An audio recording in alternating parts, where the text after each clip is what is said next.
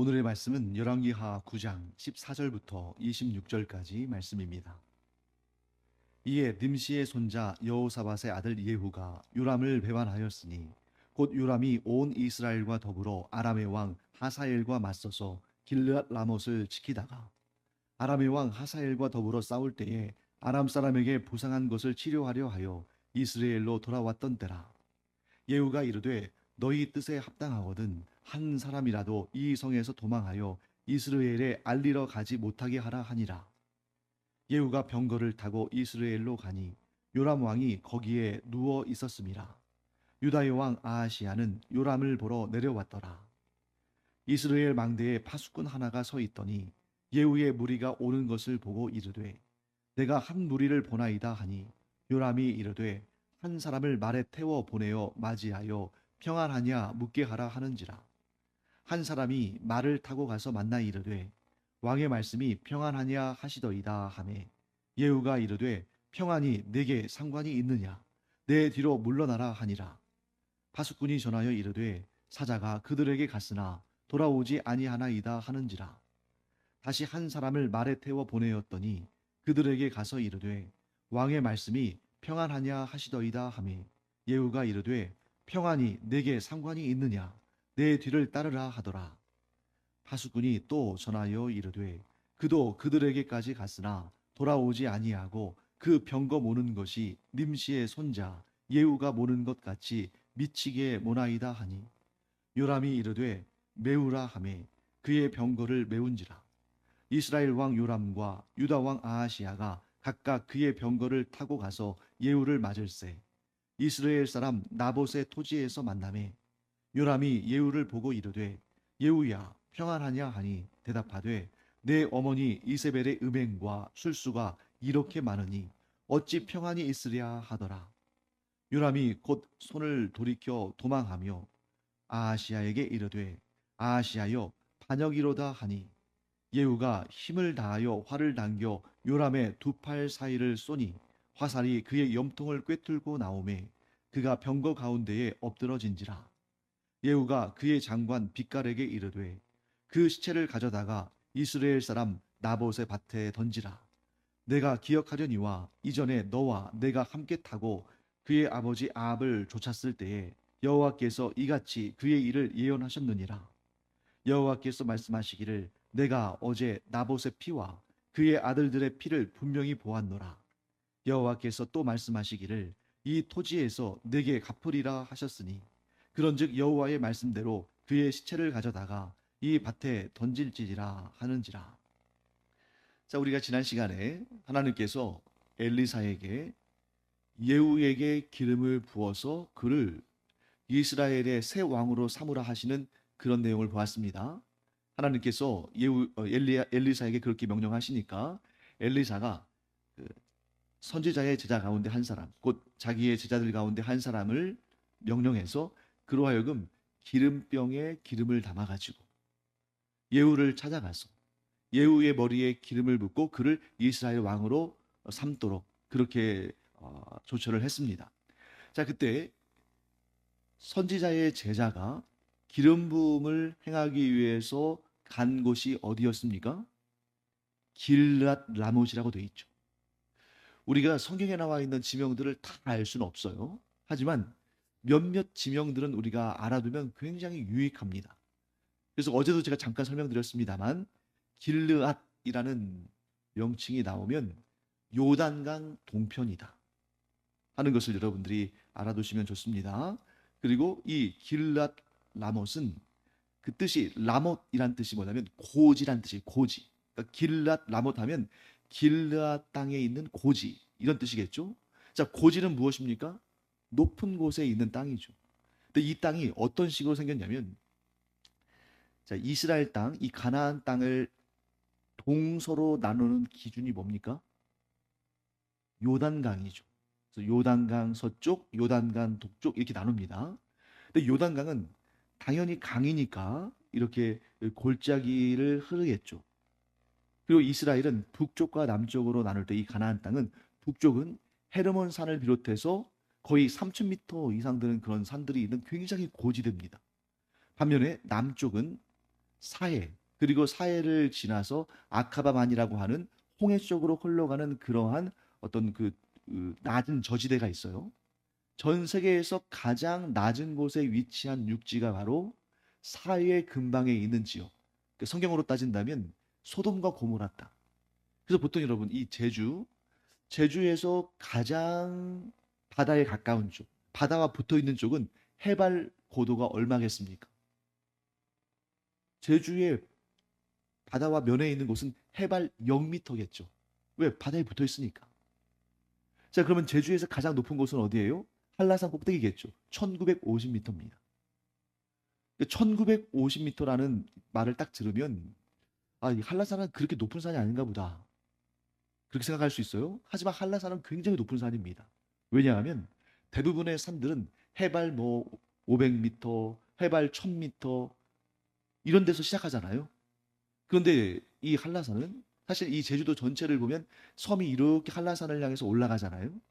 해발 0m에서부터 시작되기 때문에 한라산은 상당히 그 해발 고도에 비해서는 굉장히 크고 높은 산이다. 이렇게 볼 수가 있습니다.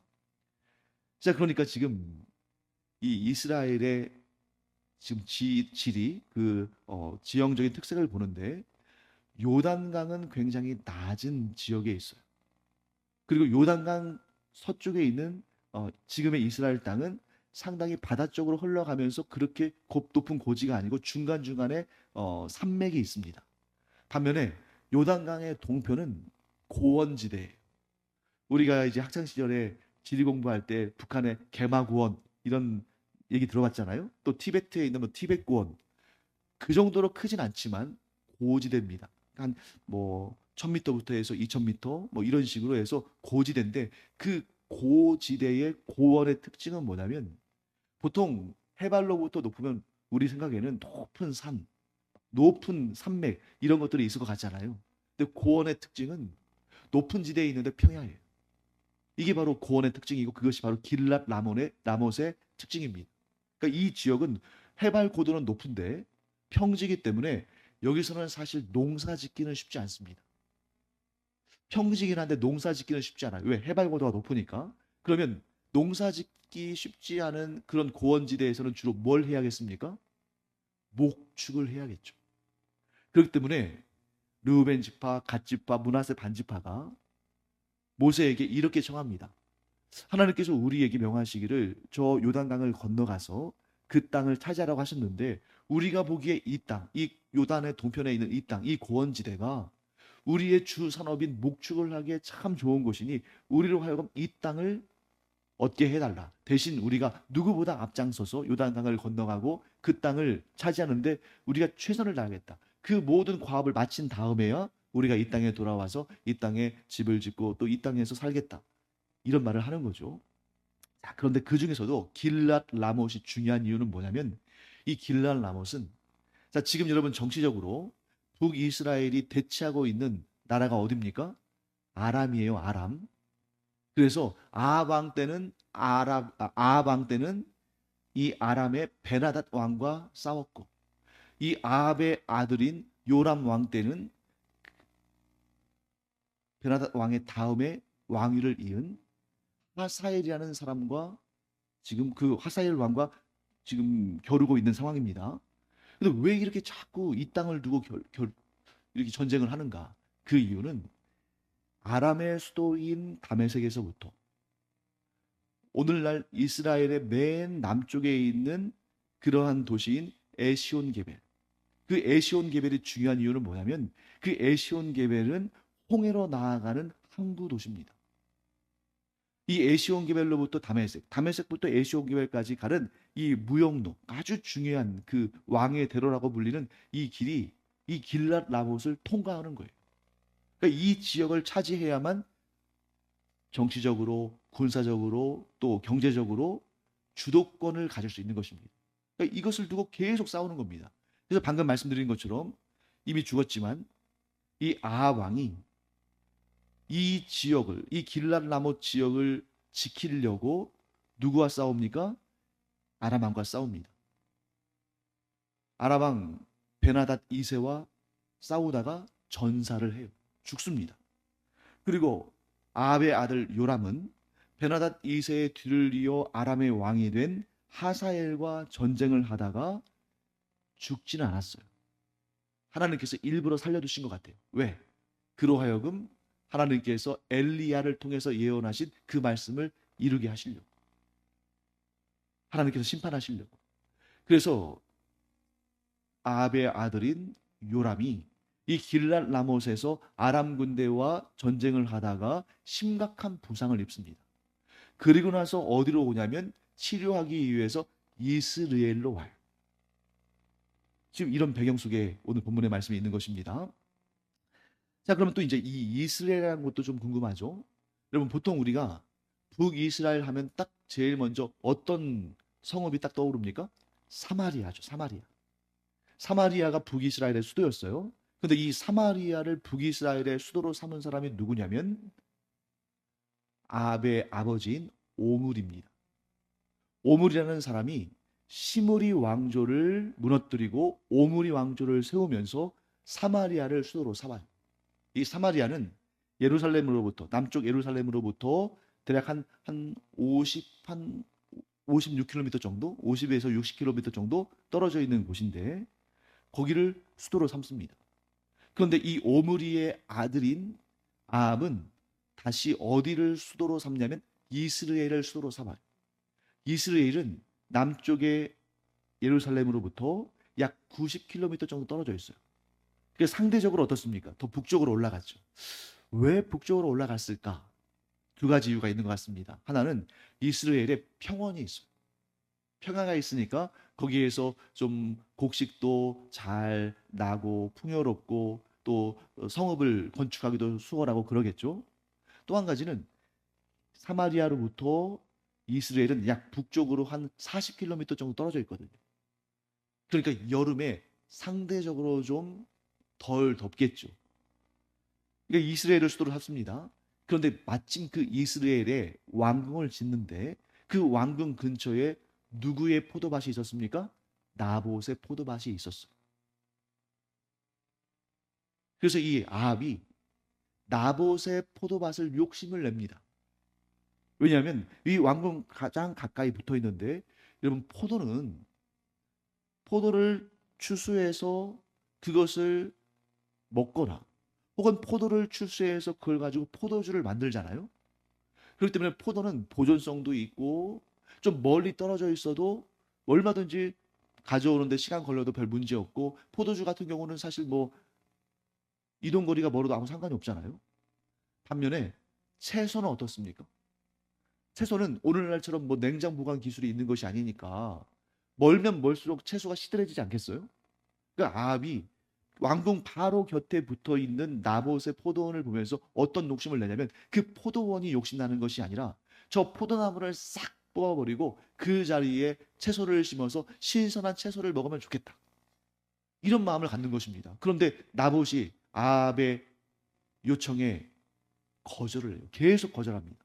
아합이 그 땅을 나에게 좀 내달라. 그러면 내가 충분한 다른 좋은 땅으로 배치해 주겠다. 아니 그 땅이 싫으면 돈으로 내가 값을 매겨 주겠다. 그런데 나봇은 거절합니다. 왕의 요청이지만 거절해요. 왜? 누가 왕의 요청을 함부로 거절하겠어요? 그런데 이 나봇은 하나님을 경외하는 사람이었기 때문에 하나님의 뜻을 아합의 뜻보다 항상 먼저 따르고 하나님의 권위를 왕의 권위보다 위에 두는 사람이죠. 이스라엘에게 하나님께서 말씀하십니다. 땅은 여호와 하나님께서 너희와 너희 후손들에게 주시는 기업이니 땅을 팔지 말라. 그리고 나봇은 하나님께서 율법을 통해서 말씀하신 대로 그 땅을 팔 수가 없었어요. 왜? 하나님께서 팔지 말라고 하셨으니까. 하나님께서 주신 기업이니까. 이 아합이 참 독특한 것이 우상을 섬긴 왕이었지만 정확히 말하면 아합은 우상과 하나님을 겸하여 섬긴 사람이었습니다. 우상도 섬기지만 하나님의 말씀도 지켜야 되겠다 하는 생각이 드는 거예요. 그래서 이 나봇의 포도원을 함부로 빼앗지는 못합니다. 근데 그 모습을 보면서 누가 그 땅을 억지로 함부로 빼앗습니까? 아합의 아내 이세벨이죠. 왜냐하면 이세벨은 하나님을 섬기지 않는 이방 여인이요 우상을 섬기는 여인이잖아요. 그러니까 왕한테 막 자기 남편한테 막 모욕을 해요.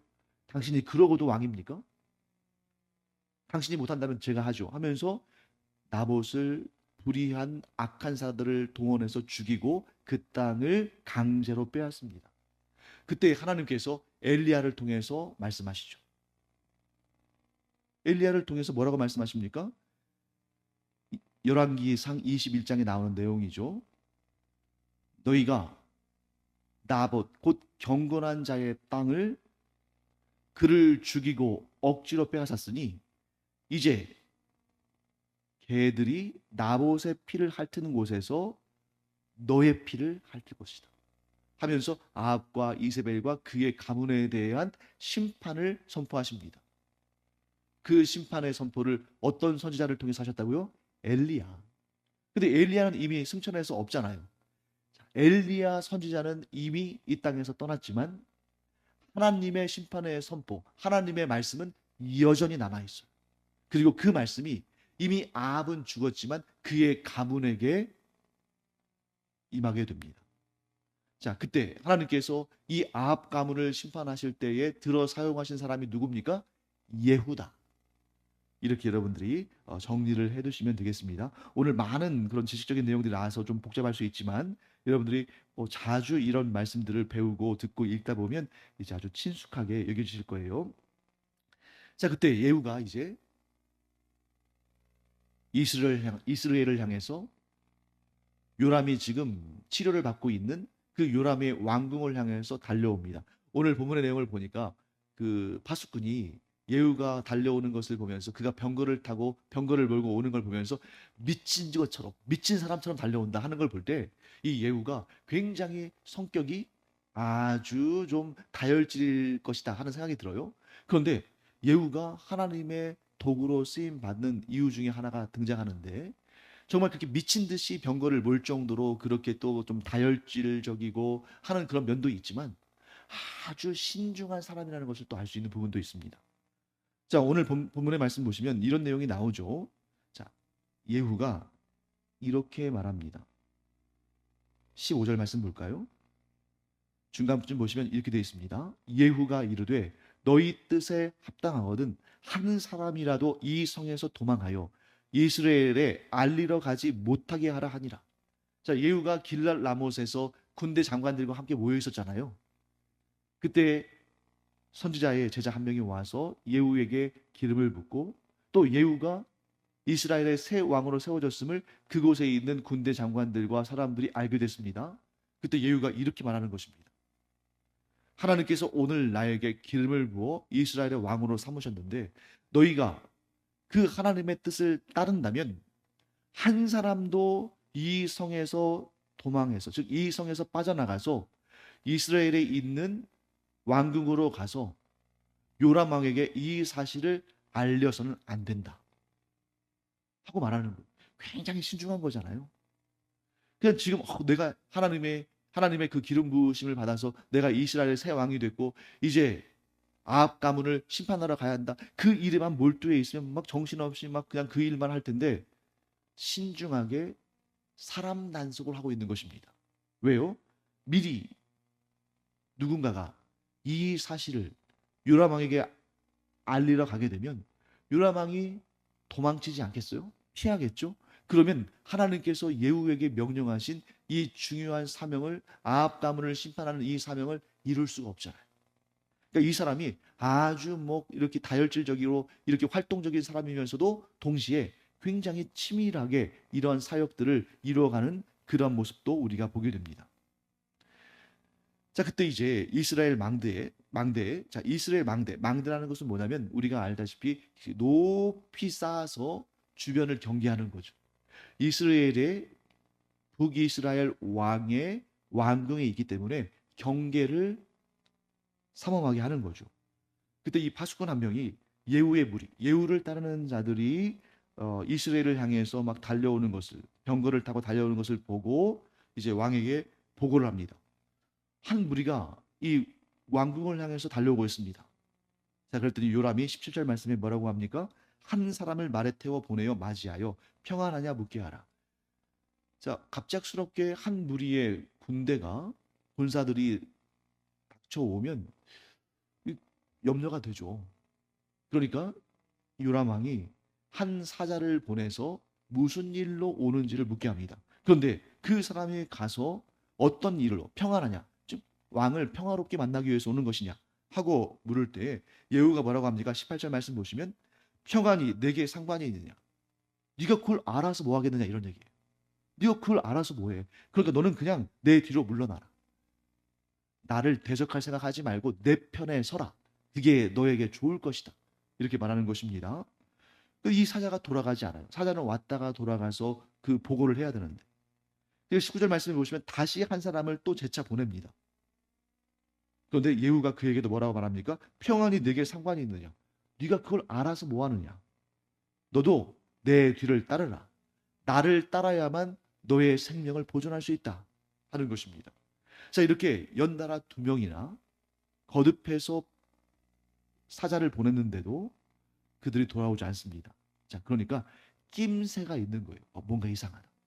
자, 만일 예후가 여전히 요람을 왕으로 여기고 그를 섬긴다면 사자를 보냈을 때 그에게 아주 공손하게 대하면서 우리가 왕을 아련하고 또 왕이 지금 병중에 있는데 문안하러 병문안하러 왔습니다. 그렇게 하는 것이 당연하잖아요. 근데 그런 당연한 반응이 오지 않으니까 낌새가 이상한 것을 알고 21절 말씀 보시면 요람이 뭐라고 합니까? 메우라 하매. 뭘 메우는 거예요? 병거에 말을 메워서 달려가는 것입니다. 자, 그때 이스라엘 왕 요람과 유다 왕 아하시아가 각각 그의 병거를 타고 가서 예후를 맞이했다고 합니다. 자, 이스라엘 왕 요람은 여기에 있는 거 당연한데 지금 여기가 남유다가 아니고 북이스라엘인데 왜 유다 왕 아하시아가 여기 와 있습니까? 이들은 친척 관계이기 때문에 병문안 온 거예요. 자, 이게 조금 복잡할 수 있는데 이 시간 여러분들이 한번 머릿속에 잘 정리해 두시기 바랍니다. 북이스라엘의 오므리 왕조. 방금 전에 제가 사마리아와 이스라엘이라는 이 지역, 이 성읍들을 가지고 잠깐 설명드렸잖아요. 시므리 왕조가 있었는데 그 시므리 왕조를 오므리라는 사람이 무너뜨립니다. 북이스라엘은 이렇게 계속해서 왕조가 바뀌어요. 왜? 그들이 우상 숭배하고 하나님께 징계를 받는 것이죠. 오므리가 사마리아의 수도를 삼았습니다. 그런데 그 오므리의 아들 아합은 이스라엘의 왕궁을 짓습니다. 아합의 부인은 이세벨입니다. 그 여인은 이방 바알 신을 섬기는 제사장이자 한 도시국가의 왕인 그 왕의 공주입니다. 아합과 이세벨이 결혼했어요. 그 사이에서 난 아들이 누굽니까? 오늘 죽게 되는 요람 왕입니다.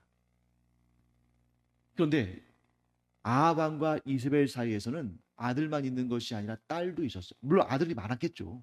딸도 많았을 겁니다. 그런데 그 딸들 가운데 가장 대표적인 악한 여인이 누구냐면 아달랴예요.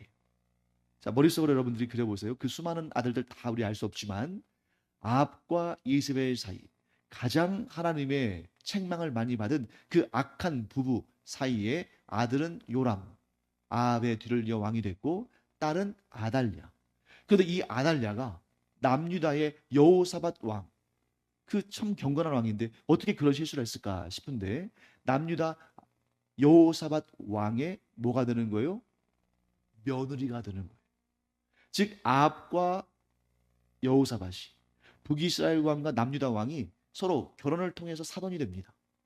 저 북이스라엘의 아달랴라는 공주가 여호사밧의 아들 여호람에게 시집을 와요. 그리고 그 둘 사이에서 낳은 아들이 아하시아입니다. 그러니까 여기 지금 전쟁 중에 부상을 당해서 치료 중에 있는 북이스라엘의 요람 왕은 자기를 병문안하러 온 남유다의 아하시아 왕에게 사적으로는 외삼촌이 되는 거죠. 자, 외삼촌이 아람과 전쟁을 하다가 큰 부상을 입어서 치료 중에 있다 하는데 외조카가 병문안 오는 것은 어쩌면 당연한 일 아닙니까? 그런데 이 일이 하나님의 계획 가운데 있었다는 거예요. 하나님께서 지금 아합 가문을 심판하시는 그 역사를 지금 이루고 계시지 않습니까?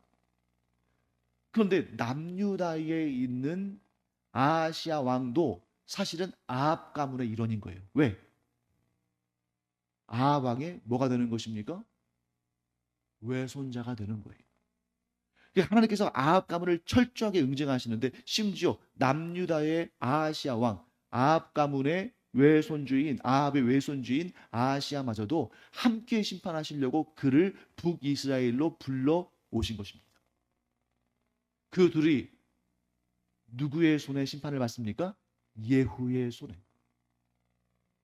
그래서 이미 엘리야는 승천해서 이 땅에 없고 또한 아합도 아람과의 전쟁에서 이미 죽었지만 그 가문에 대한 멸절의 심판이 아직 남아 있었기 때문에 하나님께서 엘리 사회 시대에 새로운 왕 예후를 세우셔서 그로 하여금 아합의 아들 요람과 아합의 외손자인 아하시아 왕을 동시에 심판하신. 그리고 오늘 본문에는 아직 거기까지 나가지 않았지만 여전히 아직 살아있는 아합의 아내 이세벨도 이 예후의 손에 심판을 받게 하신 그런 역사가 나타납니다. 자, 오늘의 주인공은 누굴까요? 사실 여기 아합 가문, 뭐 요람이랄지 또 아합의 외손자인 남유다의 아하시아 왕이랄지 이런 악인들을 하나님을 경외하지 않는 악인들을 우리가 주인공이라고 말할 수는 없죠. 물론 모든 성경의 주인공은 하나님이십니다만 사람 가운데는 오늘의 주인공은 나봇입니다.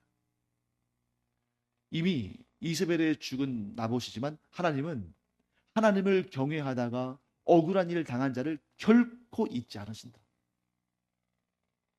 하나님께서는 그의 억울함을 반드시 풀어주신다. 물론 나봇이 이세벨의 손에 죽은 것은 너무 안타까운 일이죠. 하지만 나봇은 그 죽음의 순간 정말 억울한 죽음을 당했지만 하나님의 품에서 영원한 안식을 누리며 위로를 받았을 겁니다. 그렇다고 해서 나봇을 죽인 죄가 사라지는 거 아니죠. 이미 아합도 죽고 나봇도 죽고 엘리야도 승천한 상태지만 하나님의 뜻은 하나님의 심판은 계속되는 것입니다. 언제까지? 그 하나님의 뜻이 완성을 이룰 때까지. 그래서 오늘 우리가 아합의 아들 요람이 심판을 받는 아합 가문이 심판을 받는 모습을 봤고 이제 다음 주에 이세벨이 심판을 받는 내용도 볼 텐데요. 그러므로 여러분 오늘 이 말씀을 통해서 우리가 분명히 알아야 할 사실이 있습니다. 꼭 기억해야 될 사실이에요. 하나님은 하나님을 대적하고 하나님의 사람들을 괴롭힌 그래서 무지한 피를 흘린 자들을 반드시 심판하십니다. 또한 하나님을 경외하기 까닭에 억울한 일을 당한 자를 반드시 기억하십니다. 모든 사람은 둘 중에 하나예요. 하나님께 심판받을 자로 기억되는가?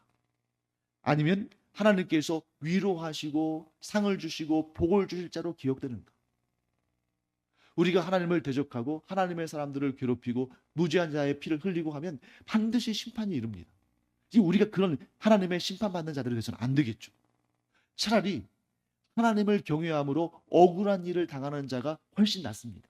물론 제일 좋은 것은 하나님을 대적하지도 않고 또 하나님의 사람들을 대적하지도 않고 또한 하나님을 경외하기 까닭에 악한 자들로부터 억울한 일을 당하는 그런 일도 없고 하는 게 가장 좋겠지만 꼭 둘 중에 하나 선택한다면 하나님을 대적하고 하나님의 사람들을 괴롭히고 무죄한 자의 피를 흘려서 하나님 앞에 심판받을 자로 기억되는 것보다는 차라리 하나님을 경외함으로 억울한 일을 당한다 할지라도 하나님의 위로를 받고 하나님께서 그 억울함을 풀어주시고 하나님께서 그의 후손들을 잘 되게 하시는 그런 자의 자리에 서는 것이 훨씬 더 좋은 것이고 그게 바로 지혜로운 일이다. 우리가 지혜로운 자가 되어서 하나님의 심판이 아니라 하나님의 위로와 하나님의 상과 복을 받는 그러한 하나님을 경외하는 자들 되기를 간절히 축원합니다. 기도하겠습니다. 하나님, 저희가 살아가면서 하나님을 믿기 까닭에 때로는 억울한 일을 당하기도 하고 불이익을 당하기도 하고 여러 가지 문제 앞에서 정말 힘들고 고통스러울 때도 있는 것을 하나님께서 잘 아시는 줄 믿습니다. 그럼에도 불구하고 저희가 하나님을 경외함으로 죄짓지 않고 다른 사람들을 괴롭히지 않고 응징하지 않고 모든 것을 하나님께 맡겨드리는, 오직 하나님만 믿고 하나님만 의지하며 하나님만 바라보고 하나님께 순종하는 저희들 되게 하여 주시옵소서. 감사드리며 이 모든 말씀을 살아계신 우리의 주님 예수 그리스도의 이름으로 축복하며 기도합니다. 아멘.